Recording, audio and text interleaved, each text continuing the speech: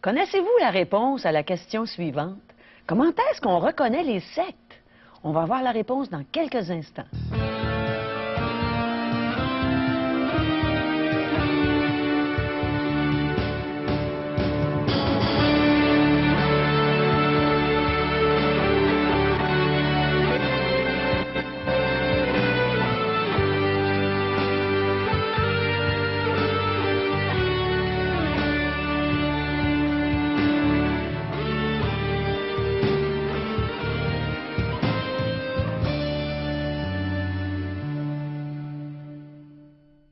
Bienvenue à l'émission La Parole vivante.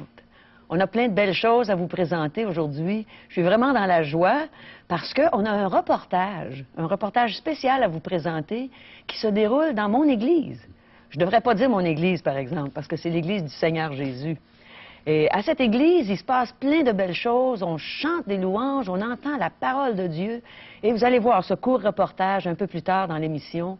On va entendre aussi une très belle chanson. Je pense que vous allez aimer Corinne Lanquetin. Elle m'édifie à chaque fois qu'elle chante.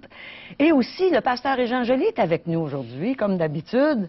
C'est notre habitué. Bonjour, merci, Caro. Merci d'être là avec nous aujourd'hui Ça me fait encore. plaisir d'être parmi vous. C'est tellement le fun de travailler avec toi, Régent. Et de pouvoir ça. entrer dans les foyers comme ça, Oui. puis discrètement, là. Oui. Puis Puis de je pouvoir dis répondre à travailler. leurs questions. Oui, puis je dis travailler, mais je trouve pas que c'est du J'ai travail. de la sueur. As-tu une réponse pour la question que j'ai posée tantôt? Comment Oui. est-ce qu'on fait pour reconnaître une secte, Régent? On va regarder ensemble, Bible en main, ce que ces gens pensent de la Bible, de son contenu et surtout du sujet principal de la Bible, qui est la personne de Jésus-Christ. Alors, ça va confondre tous les préjugés qu'on peut avoir, parce que des fois, on se demande, hein, c'est quoi une secte? Alors, tu vas nous laisser savoir soyons à l'écoute. On va répondre Bible en main. Ah, je suis contente. J'ai hâte d'entendre le beau message de l'Évangile. Et aussi, aujourd'hui, on aimerait avoir vos commentaires. On insiste là-dessus parce que vos commentaires, vos questions sont importants. Et vos questions sont utilisées dans nos émissions. Alors, vous êtes importants pour nous et on veut recevoir vos appels. Alors, vous pouvez nous téléphoner au 1-877-L'Espoir, c'est-à-dire 1-877-537-7647 ou sur notre site web espoir.ca.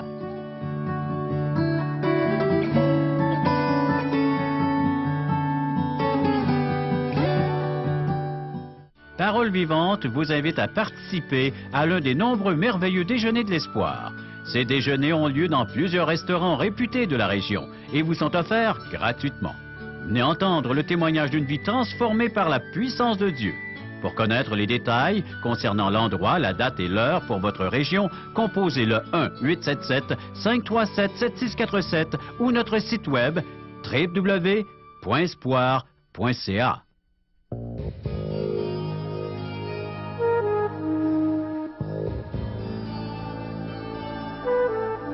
Beaucoup de gens ont tendance à penser que les religions autres que la leur sont des sectes. Alors, je pense qu'on aimerait démystifier ça, on aimerait savoir ce qu'il y en est. Alors, Régent, est-ce que tu pourrais nous enseigner à ce niveau-là, afin que nos idées soient claires à ce point-là?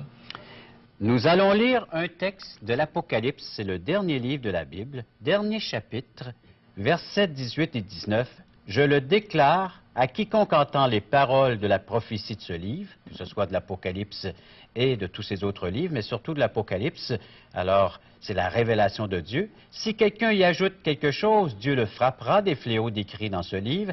Et si quelqu'un retranche quelque chose des paroles du livre de cette prophétie, Dieu retranchera sa part de l'arbre de la vie, de la ville sainte décrit dans ce livre. Alors, qu'est-ce que Dieu est en train de dire par son prophète ici, par l'évangéliste Jean, il est l'auteur de l'Apocalypse? Il est en train de nous dire que de ne rien rajouter et de ne rien retrancher à ses écrits. Et souvent, les sectes ou certains mouvements, ce qu'ils vont faire, ils vont placer d'autres livres de différents auteurs au même niveau que la Bible. Ils vont s'y référer. Je pense que les gens ont tendance à penser à ce moment-là que le livre est encore plus important que la Bible. Alors souvent, c'est ce livre qui va devenir la référence première plutôt que la Bible. Alors on va rajouter. Alors, regardez, la plupart des gens vont frapper à la porte puis vont rajouter des écrits. Pas seulement vous présenter le livre des livres, les Saintes Écritures, la Bible, mais ils vont arriver avec toutes sortes de fascicules. Ils vont dire, lisez ceci. Et c'est ce qu'ils vont faire. J'ai un beau verre d'eau limpide. Hum. Je peux boire. Ça désaltère. Oui. Mais si on y rajoute une goutte d'arsenic, Oh là là. je pourrais même plus boire cette eau, même si on n'y voit rien là, à première vue. Hum. Mais je pourrais plus le boire. Il y aurait des effets néfastes pour ma santé. Et même... Tu pourrais mourir. Oui, jusqu'à Oui, mourir. c'est ça. Et c'est la même chose pour l'âme. La parole de Dieu, c'est le mets succulent, c'est la parole, c'est l'eau vive qui vient désaltérer notre âme spirituelle. Alors donc, est-ce que Dieu peut avoir deux pensées tout à fait différentes? Je pense pas. Mais est-ce que les sectes ont des fondateurs? Les sectes, la plupart du temps, sont généralement fondées par un homme qui se dit soit un prophète ou qui a reçu une révélation de Dieu. Ouais. Alors donc, et c'est autour de cette personne-là qu'on va se réunir, qu'on va se rassembler. Alors les yeux sont tournés vers un personnage, entre autres. Et puis, vous savez, il y a toutes sortes de perversions du christianisme biblique. Il y a des faux puis des vrais. Encore une fois, une illustration, Caro. Comment reconnaître les faux des vrais concernant des billets? Oui. Mais qu'est-ce que les sectes pensent de Jésus? On va y revenir juste après Ouais. mon illustration. OK. J'ai un billet de 20. Ouais. Qu'est-ce qui va me dire que c'est un vrai ou un faux? Moi, je pourrais pas te le dire, ça c'est absolument certain. Mais moi aussi. Mais il faut avoir étudié le vrai. Il faut avoir une attention toute particulière. Moi, j'ai appris ça parce que c'est une de mes filles qui est allée s'engager pour devenir travailler dans une épicerie. Et on lui a fait toucher des billets de 50 $, de 100 $. Puis on comparait les billets. Et il fallait qu'elle découvre quel était le véritable, le vrai billet. Oh là là. Alors, et c'est la même chose pour nous aujourd'hui. Qu'est-ce qui va me dire ce qui est vrai, ce qui est faux dans le domaine spirituel? La Bible va me le dire. Et on va regarder ensemble juste deux versets concernant cette vérité. Alors, tout d'abord, dans 2 Corinthiens,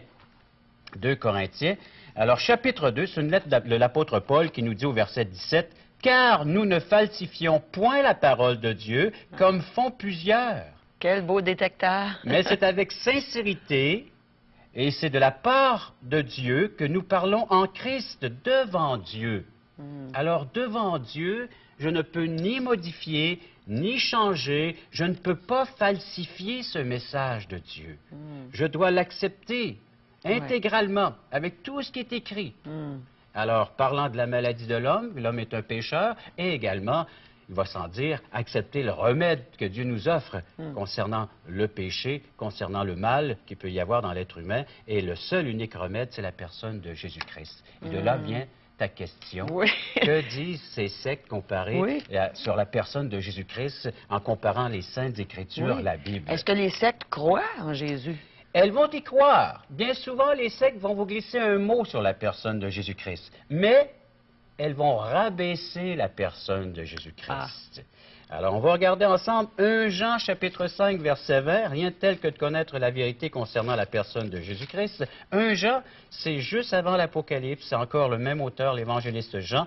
1 Jean, chapitre 5, verset 20. Si vous n'avez pas la Bible à la maison, là, prenez en note ces références. 1 Jean, chapitre 5, verset 20. Allez vérifier dans votre propre Bible et vous allez lire cette vérité qui dit: Nous savons aussi que le Fils de Dieu est venu et qu'il nous a donné l'intelligence pour connaître le véritable. Et nous sommes dans le véritable, en son Fils Jésus-Christ. C'est lui qui est le Dieu véritable et la vie éternelle. Petits enfants.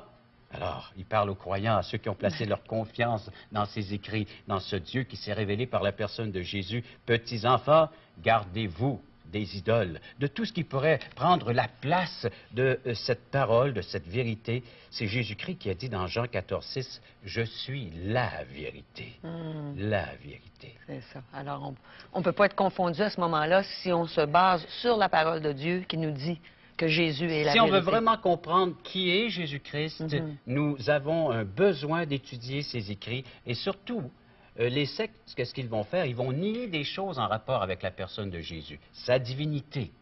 Alors, ils vont nous re-questionner, est-ce qu'il est vraiment Dieu? Ici, on vient de lire qu'il est le véritable Dieu, le seul, l'unique. Il est venu nous faire connaître celui qui habite dans les cieux depuis l'éternité, celui qui est esprit, mais qui s'est révélé sous une forme humaine en la personne de Jésus. Alors, et tous ces écrits ont un rapport avec Jésus-Christ. De la Genèse à l'Apocalypse, le sujet central de ces écrits, c'est la personne de Jésus-Christ. Et un autre point qu'ils vont nier, c'est sa résurrection. Oh là là. Jésus-Christ est mort, il est demeuré dans le tombeau, c'est ce que la plupart de ces sectes vont nous dire, mais la Bible nous dit qu'il est vivant. C'est pour ça Et qu'il est notre qu'aujourd'hui, espoir. voilà, et qu'il peut intervenir dans la vie de quiconque veut bien y placer sa confiance. On lit ça dans 1 Corinthiens, chapitre 15. Alors, je vais vous lire ça dans 1 Corinthiens. Je vous trouve cette référence, 1 Corinthiens, chapitre 15, et les versets 1 à 3. Alors, l'apôtre Paul, qui rappelle ces choses-là aux véritables croyants, qui dit, « Je vous rappelle, frères, l'évangile que je vous ai annoncé, que vous avez reçu, dans lequel vous avez persévéré, et par lequel vous êtes sauvés, si vous le retenez dans les termes où je vous l'ai annoncé. Autrement, vous auriez cru en vain. » Ouais. Alors, est-ce qu'on veut croire en vain inutilement? Non, on veut croire pour que ça rapporte quelque chose, puis C'est que ça puisse accomplir des choses dans ma vie. Alors, cette vérité, je dois l'accepter comme elle a été prêchée, annoncée, comme elle a été partagée par les apôtres, et jusqu'à aujourd'hui, nous a été laissée par ces écrits. Alors donc, vous avez cru. Je vous enseignais avant tout, comme je l'avais aussi reçu, que Christ est mort pour nos péchés, selon les Écritures, avec le grand E majuscule. Il a été enseveli, il est ressuscité le troisième jour, toujours selon les Écritures, et à plus de 500 témoins, il leur est apparu. Ah, c'est ça, Jésus est vivant. Il est vivant.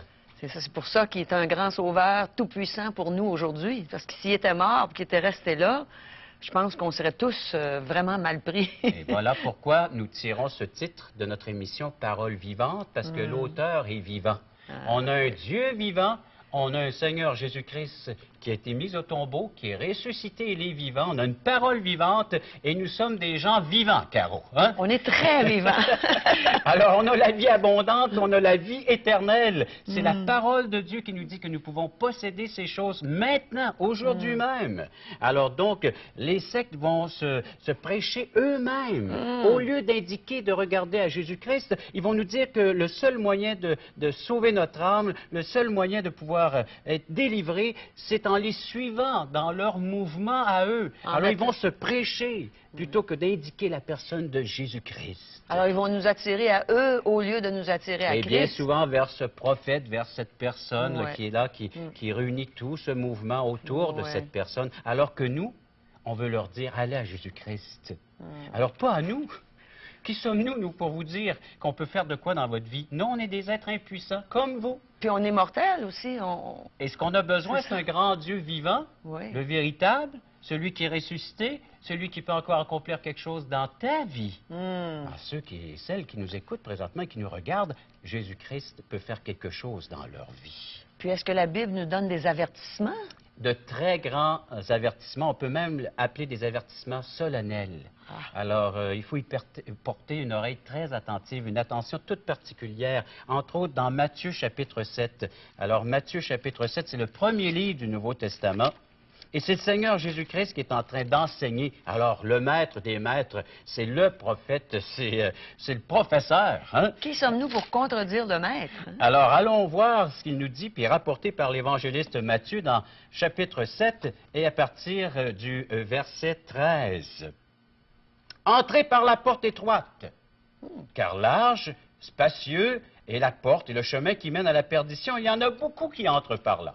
Mais étroite est la porte, resserré le chemin qui mène à la vie, et il y en a peu qui les trouvent. » Et là, il va lancer cet avertissement solennel au verset 15. Jésus nous dit, « Gardez-vous des faux prophètes, ils viennent à vous en vêtements de brebis, mais en dedans, ce sont des loups ravisseurs.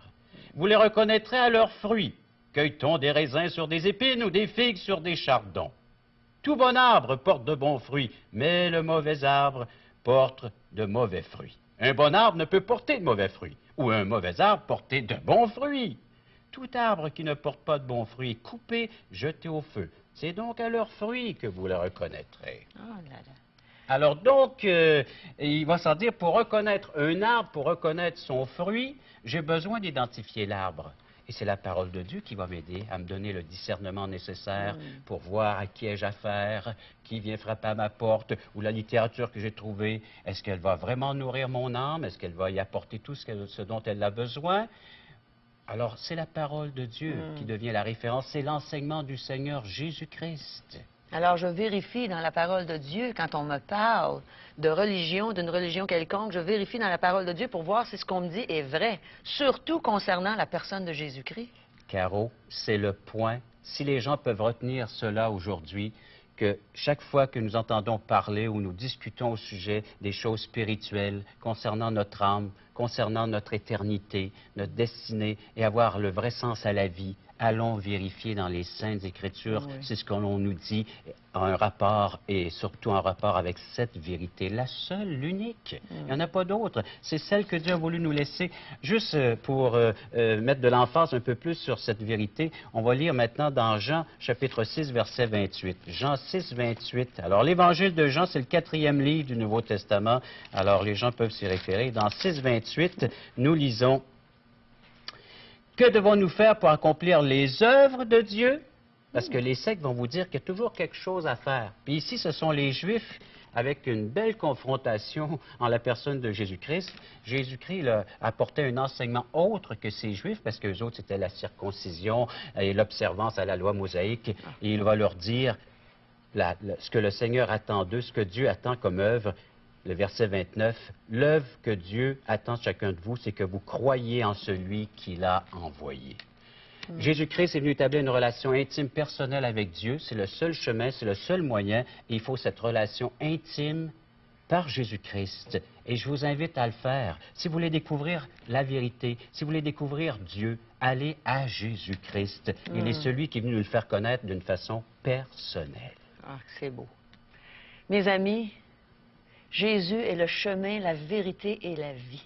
Comme Régent l'a bien expliqué aujourd'hui, c'est lui la vérité. Et dans la parole de Dieu, dans la Bible, on retrouve cette vérité. Quel beau message de l'Évangile. Je vous encourage à ouvrir votre Bible et à chercher le Seigneur. Je suis certaine qu'il va se laisser trouver par vous si vous le cherchez de tout votre cœur. Merci, Régent, pour ce beau message. Ça nous a vraiment touchés et je suis convaincue que nos auditeurs ont apprécié cette bonne parole qui vient de Dieu, qui vient vraiment de notre Dieu merveilleux. Jésus, il nous tend la main. Hein? Moi, il m'a tendu la main il y a plusieurs années. J'ai saisi sa main, il ne m'a jamais laissé tomber. Une question qu'on pourrait poser à nos téléspectateurs, c'est: le connaissez-vous personnellement, ce Jésus? Connaissez-vous Jésus? Écoutez ce chant qui va nous conduire justement à voir qu'on peut prendre la main de Jésus. Par Corinne Lantin.